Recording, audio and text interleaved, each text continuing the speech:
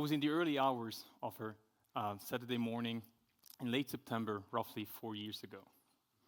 My fiancée, back then girlfriend, and I were on our way back from a full week in Tel Aviv. After a long cab ride, we arrived at the airport at 2 a.m. to catch the first flight out.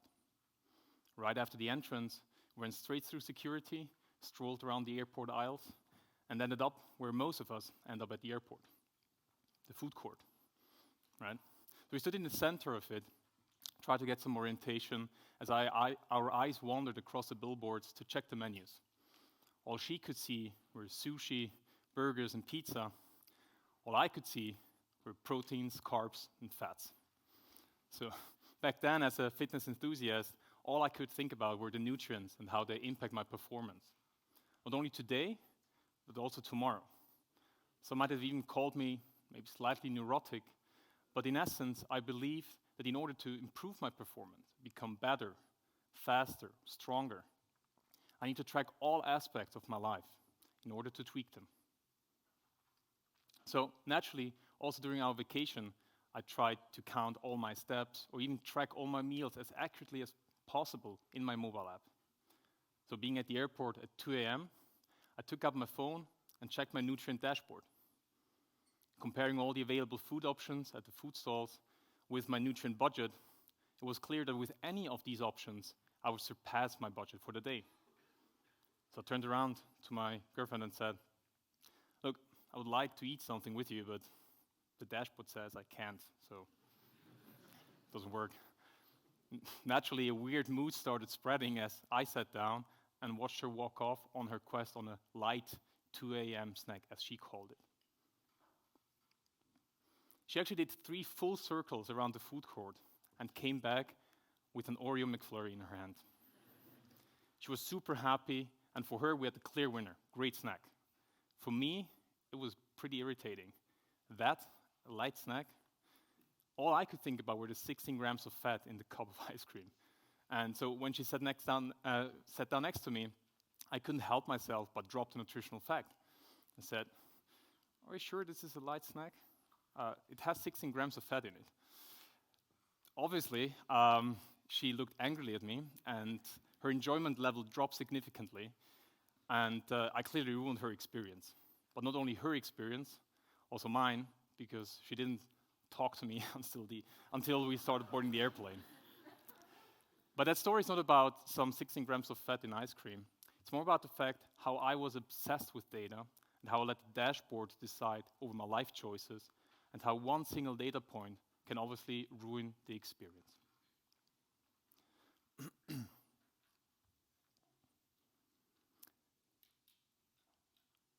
I'm not against data, not at all. As a management consultant, I had many discussions with clients about how to become more data-driven. And I get it. If we could base every decision on accurate and objective data points, we would empower everybody to make better decisions every day. And better decisions lead to better outcomes, and better outcomes to more success. What a perfect scenario. And that's also why this data-driven approach is omnipresent in business. But I think many of us are not aware about the extent to what the data-driven approach has entered our lives. In fact, 4 in 10 consumers in the US own a smartwatch or some sort of fitness tracking device in order to monitor their health. 6 in 10 consumers even report having such a device in their households. And as high as these numbers are, they are just the beginning. Because if we look at the global wearable technology market for fitness trackers and monitoring devices, health monitoring devices, it could be valued at around $38 billion in 2020. Today, in 2022, it can already be valued at $50 billion. And in fact, it is expected to grow to $180 billion until 2030. It's amazing, but what is fueling this growth? Or put differently, what do we humans even want to track so badly? And if we look in the past, we had the wrist wars, where smartwatches and bracelets, they competed at our wrist at measuring our heart rate, maybe our steps. But as technology advances, new areas of tracker wars emerge. So today we have smart rings that can measure our body temperature 24/7. We have smart patches that can continuously monitor your glucose levels. There are smart mattresses that can analyze your sleep movement and your sleep quality. There are connected bathroom scales that can not only assess your body fat, but they can also scan your arteries. There are even smart fabrics that can measure your posture and analyze your sweat while you exercise. And lastly, there are even smart toilets that can analyze your excretions in real time. And maybe some of these use cases seem more familiar, some seem a little bit more futuristic, maybe the last one, but it shows a clear trend, namely the trend that we won't stop exploring options of how to measure our human body. And as a result, we won't stop gathering more and more data about ourselves. Here the question is, what is the end game? Right? What is the purpose of all this tracking? Why do we humans seek so much information about ourselves? And there was actually a partner at a venture capitalist firm in Silicon Valley who once said, how amazing it is that we have all the information from all around the world in the palm of our hand, but we don't know what is going on inside of us. And he's right. We don't know what is going on inside of us. That's maybe why we also feel a little bit lost. And we humans, when we feel lost, we seek information, right? I mean, compare it to being lost. I mean, not lost, but like lost in a big city, right? Imagine you're in a city where you've never been before, for example, New York. You get out of the cab or the metro station, you look around, you see the skyscrapers, you don't know where you are. What is the first thing you do, naturally?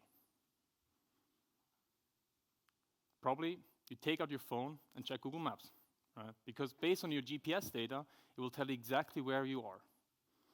Then you can type in a destination, and based on your preferences, it will tell you how long it will take you from point A to point B. And even when you start moving, it will tell you exactly when you need to take a left and when to take a right.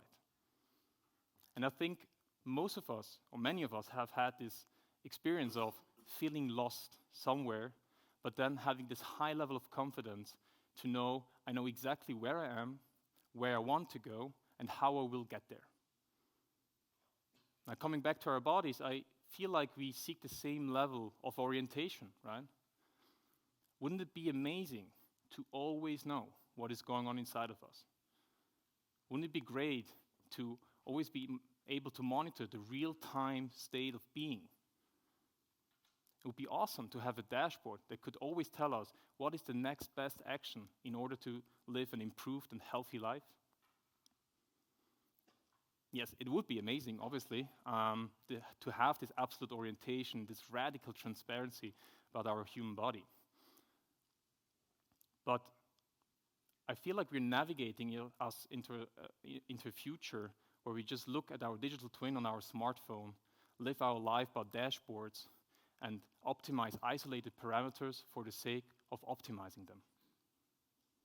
And in fact, there was a study recently published by a team of Danish and Finnish scientists who followed a group of 82 participants. Over the course of 2 months, they tracked their sleep cycles. So what they did is they equipped them with a smart ring and monitored their sleep cycles and complemented this data with interviews to capture the sleep experience and how they perceive it. And the results were actually fascinating. So obviously we had this one group.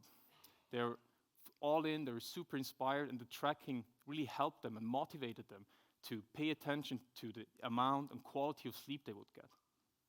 However, there was a subgroup. They had the opposite experience.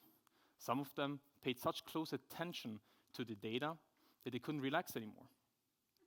The first thing they would do in the morning, they would get up, check the sleep scores, and they would seek higher and higher sleep scores just for the sake of improving the sleep index. Some of them got even so neurotic that in the end they had trouble sleeping. Right? And that's quite the opposite of what you should get out of it if you try to improve your sleep. And among many other things that this study showed is the fact that we run into risk in this data-driven world. Namely, the risk that we condition ourselves to react and overreact to the data that is presented to us in the dashboards. And as a result, we kind of lose the ability to perceive and listen to our body and take actions accordingly. And to put it differently, we don't make choices based on how we feel, but most probably based on how we are told that we feel. And I think this risk is actually growing, because this study was just about the smart ring and the sleep cycles. And do you remember the list of the patches, the mattress, the fabrics, the toilet? All these devices, they capture, aggregate, and evaluate your data. And they present recommendations in a dashboard. Now, imagine you would get up in the morning, would sit down, have a sip of coffee. Would you look at 7 different dashboards?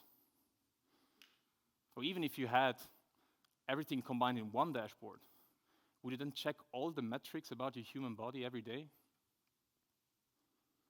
And even if you did, which metrics would you focus on? The ones that are red and alarming, or the ones that are green and actually pretty good? And lastly, which device would you trust? The smartwatch that tells you had a really good night's sleep, or the smart mattress that told you had quite a rough night?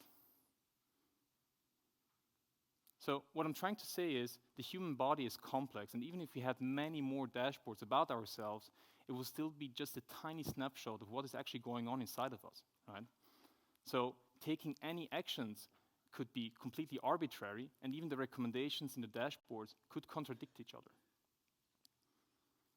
But as I said in the beginning, I'm not against data at all, and I feel that we can use data to improve our experience with our human body. But the question is how?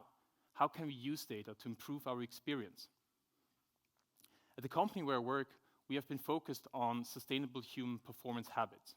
Working with many executives and critical teams around the world, we have gathered a ton of data about what it means to be and what it means to become a sustainable high performer. And we actually have one great insight, namely that we only need the minimum effective dose of data that is required to build individual self-awareness and body literacy. What we don't need is extensive real-time dashboards about our bodies in order to show up at our best and improve our experience. Why? Because actually less data helps us embrace the experience and doesn't make us obsessive. As the study showed before, too much data can become a nocebo. It can actually diminish your motivation, and it can ruin the experience. So what I can encourage everyone here today is to use data, maybe sporadically, from time to time, to recalibrate your brain and body literacy, right? To understand what is going on, how you feel, and checking in from time to time. And based on that, listen to your body on a regular basis and build habits based on your body feedback. Don't become a slave to sterile data points. Or put more practically, building a healthy relationship with food and checking in how it makes you feel is a greater predictor of sustainable weight maintenance than tracking every single meal you eat. Your sleep cycles will vary every day based on what your brain and body need at that specific day. So having a consistent bedtime wind-down routine is more important over the long term than any isolated night sleep data. And even integrating movement strategically throughout the day to wake up your brain and prepare yourself for the next meeting is actually more important for your performance than counting the steps that you took or the intensity of the workout in the morning. So, all in all, what I've tried to say here today is that wearable technology is a great self-awareness supplement, but it cannot replace the insights that you get from the experience of being present and enjoying what you're doing. So, back then at the airport at 2 a.m., I wish I had this level of awareness, because then I would have probably ditched the dashboard. I would have probably joined my fiancée on her quest for this snack, and we would have just shared the ice cream. But nevertheless, I'm really happy that I gathered that one important data point that night, namely that I won't share food facts with her anymore. Thank you.